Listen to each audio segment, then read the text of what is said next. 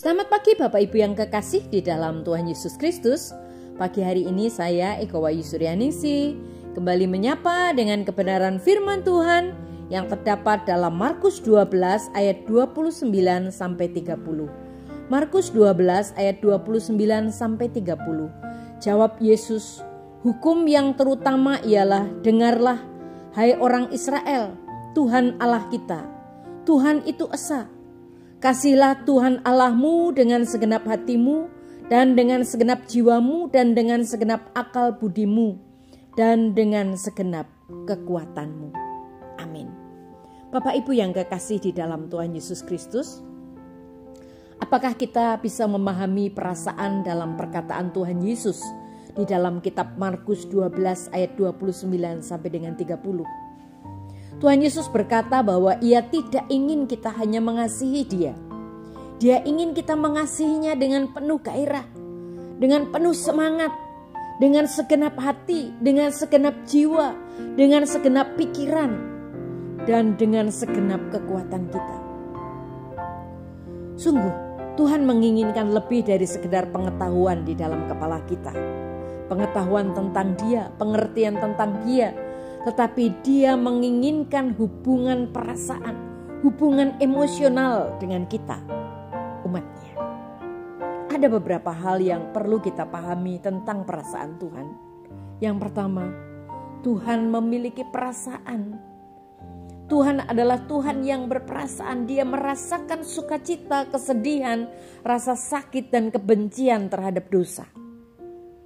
Dia juga sangat-sangat merindukan untuk mengasihi saudara dan saya. Satu-satunya alasan kita memiliki perasaan adalah karena kita diciptakan menurut gambar Tuhan. Jika Tuhan bukan Tuhan yang berperasaan, kita tidak akan memiliki perasaan apapun. Dan yang kedua, kemampuan kita untuk merasakan adalah anugerah dari Tuhan. Perasaan adalah yang membuat kita menjadi manusia.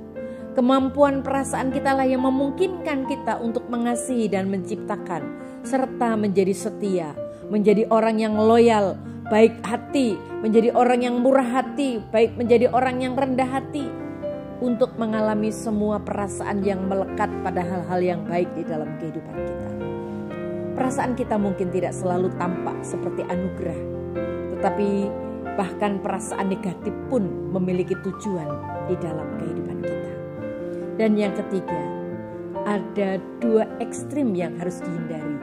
Emosional adalah pandangan ekstrim yang mengatakan bahwa satu-satunya hal yang penting dalam hidup kita adalah apa yang kita rasakan, bukan apa yang kita pikirkan atau apa yang benar atau yang salah.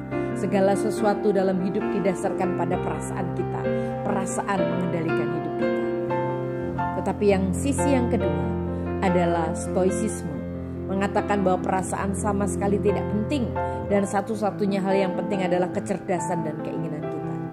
Bapak, Ibu dan saudaraku yang kekasih di dalam Tuhan, ada banyak pendekatan berbeda tentang perasaan. Beberapa orang telah memutuskan bahwa perasaan kita tidak terlalu penting. Mereka meremehkan perasaan, tetapi itu tidak benar.